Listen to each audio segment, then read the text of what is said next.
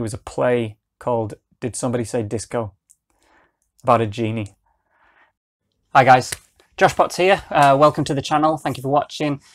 So I was thinking about what to do first. What should be my first video? What should I focus on? Should I do a book review, a Josh recommends? Should I do a teaching lesson, something like that? Then I came across the AuthorTube Newbie Tag with those 13 questions that other YouTubers have been doing.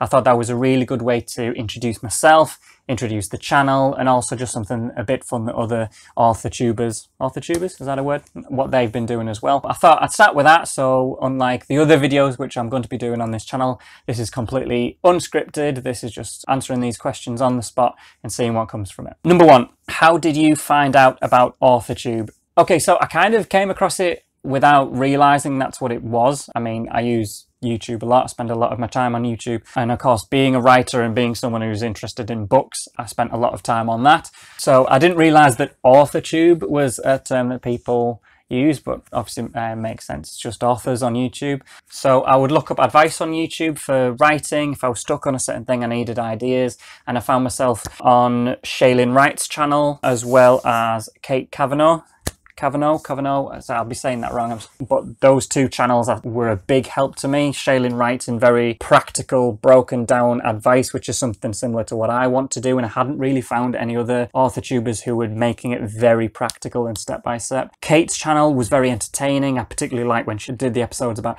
I tried writing like someone, and that gave a lot of insight into certain authors' methods, helped me think about what I wanted to do, and then I discovered that AuthorTube was a concept. Number two, what genres do you write in?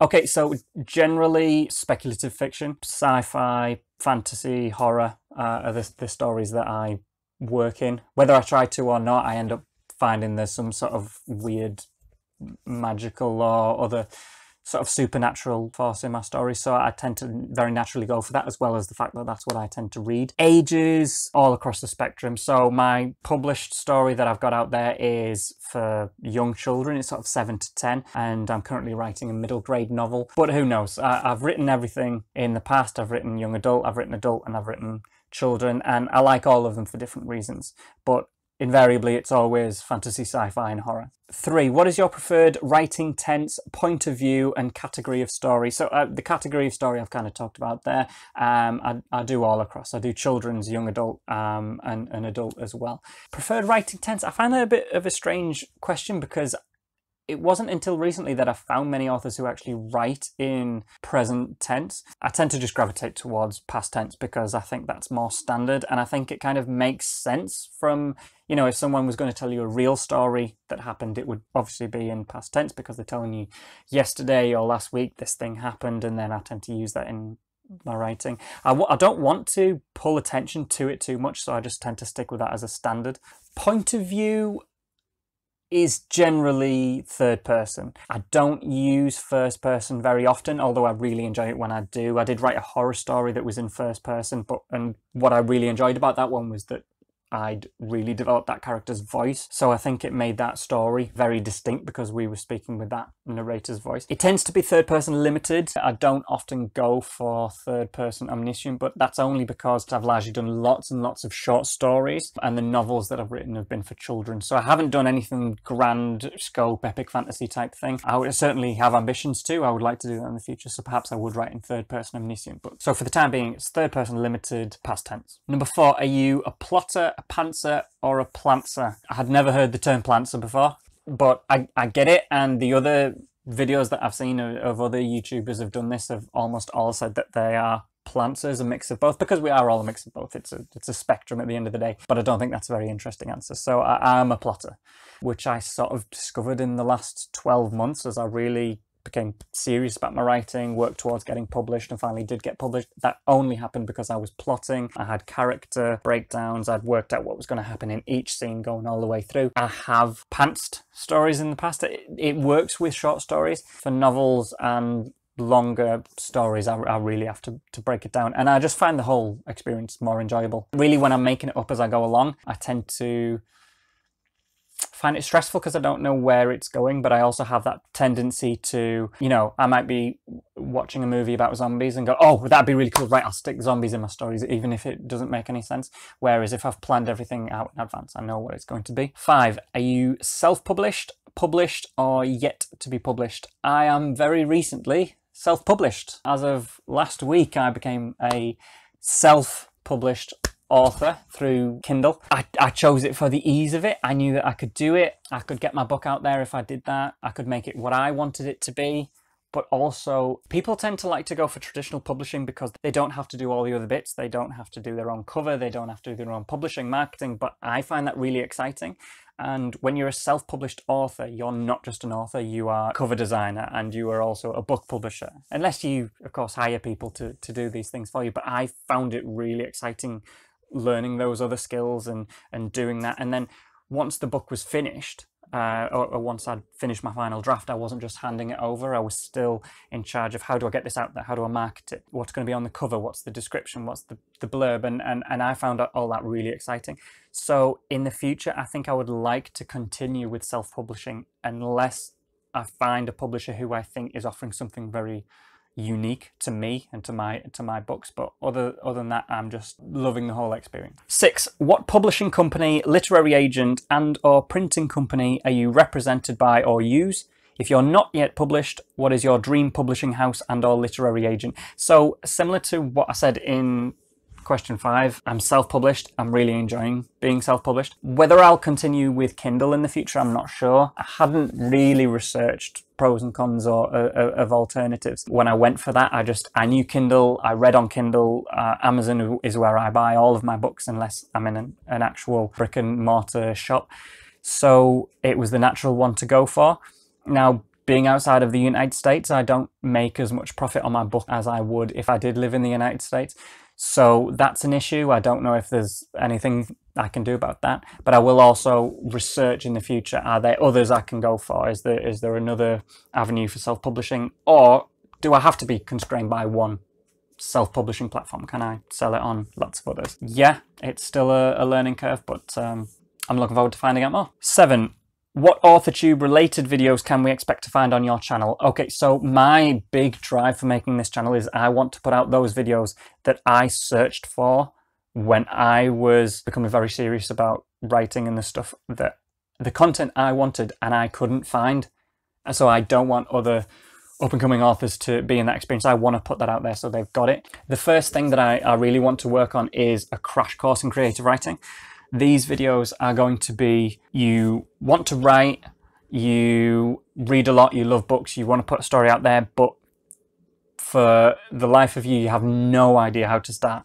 And I think that's a really common problem. I think a lot of the advice we put out there is kind of intermediate, and there are a lot of terms that we use in creative writing. We use terms like plotter or pantser, as we said before, third person, omniscient, the tendency to use word counts rather than page counts, and all these kinds of things. And also a lot of the advice that you will get as a beginner author is just do it, just go out there, just try. But do what? The reason I said that I really like Shailene Wright's channel is she gave practical step-by-step, okay, do this advice, and that's what I want to give. So the first thing that I'm going to be uploading is a crash course in creative writing from absolute zero. I'm going to do a bit for pantsers, a bit for plotters, and you can find out what works for you, what doesn't work for you, what you enjoy, what you don't enjoy as much. And you don't have to do everything I suggest, but you can find out what works for you. The other thing I want to do is a series of Josh Recommends, which they're kind of like book reviews, but the few things I want to make different are I'm only going to talk about books that I actually do recommend, because I don't see any point in wasting your time and my time and anyone else's time for me to give a negative review to a book and tell you not to see it, because I'm giving attention to a book I didn't like, one I feel shouldn't be read. And also, as a self-published author or any sort of published author, there's nothing worse than getting a negative review. Some of us are really desperate to have any reviews out there and get people to see our books, so I don't want to put you off buying things. And the other thing is that I really want to focus on new authors, newly published authors who are trying to get that attention, who are trying to get out there. I don't need to come out here and tell you to read Game of Thrones, because you should read Game of Thrones and you know that, so you've probably already read it.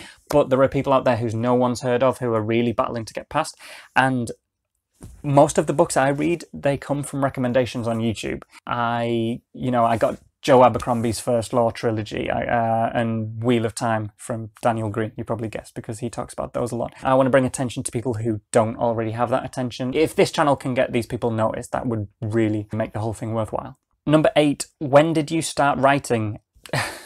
I can't remember ever not writing, to be honest. Always loved stories, was always a massive reader since being a kid. And I put my own spin on things. I remember the Sam Raimi Spider-Man movies came out, loving them and sort of coming up with my own superheroes as a kid. I remember doing kind of writing martial arts stories because I was really into anime, and loads of those things had martial arts and stuff in them. And I didn't even really think of myself as a writer. It was just I liked these stories, and then I was kind of adding my own little content into what was going in there. Obviously, I was writing. That's what I was doing, but it felt very natural to me. And then I just carried on. Became serious about it probably at university, and that's when I decided, right, I'm going to do this professionally. But always done it, and I will always do it, whether it remains a hobby or it does become something that I can make a profit from. What was the first story you ever wrote? Again, I can't remember. I very young. The first story I remember finishing was a play that I wrote at college. So I must have been 17, 18. The first time I finished something, and I think if you are a new writer, that's not surprising at all. Or even if you are an experienced writer, Neil Gaiman said that. He said you have to write and then you have to finish things, and I think it's very common to be a writer who has a whole drawer full of scraps of stories. Yeah, so my first completed work was a story that I wrote in college. It was a play called Did Somebody Say Disco? About a genie.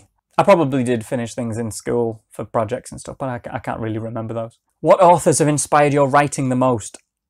I mean, I read everything. In my author bio, I list Robert E. Howard, Edgar Allan Poe, and Stan Lee, who I think are some of the greats. But so many. I mean, for those, I just think the level of imagination, and also that they all wrote short stories. Obviously, Stan Lee did comic books, but they're still short stories, self-contained, that then build on each other and get bigger. And I think my Terry the Terrible Elf stories that I have published work like that. They're self-contained stories that expand each time. Just the imagination of all of those are incredible. How in this short contained story they can just take and make you believe the most extraordinary things is something I'd like to do. As a kid, I loved Michael Gerber, who wrote parody books. He wrote Barry Trotter, he wrote The Chronicles of Blarney. They inform my sense of humour a lot, I think, and I was obsessed with those, to the fact I have hardback copies with the cover like peeling off and rip. And the other one I think would be Lemony Snicket, the series of unfortunate events, and I loved that a kid's book could, I don't want to say be negative, but just dwell on negative things so much, but because it had such a sense of humor that shone through, kids loved it, and I loved it, and it's kind of amazing how everything that happens in it is so miserable, and yet it remains fun.